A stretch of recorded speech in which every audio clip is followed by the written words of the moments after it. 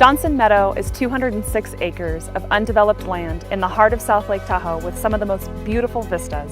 Towering peaks set the backdrop to a wide, open meadow with over a mile of the Upper Truckee River running through it.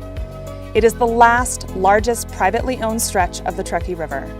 Years in the making, the Tahoe Resource Conservation District recently acquired Johnson Meadow, finally filling in the missing piece of the biggest environmental improvement project in Lake Tahoe.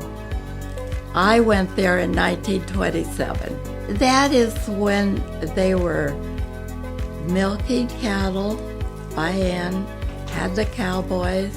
I always felt that we were doing a lot to really save the quality of the water and save the beauty of the lake because we were not developers.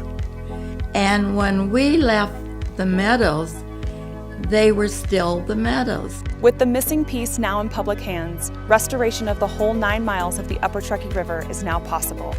This will improve Lake Tahoe's water quality and clarity.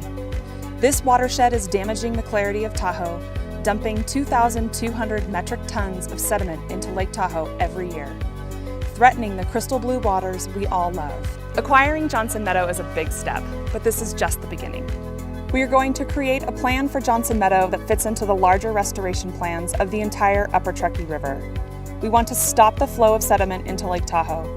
We want to prepare the watershed for future threats of climate change. We want to open this beautiful area up to the public to enjoy in a sustainable way. And we want to provide a better habitat for birds, mammals, and fish that call Johnson Meadow home.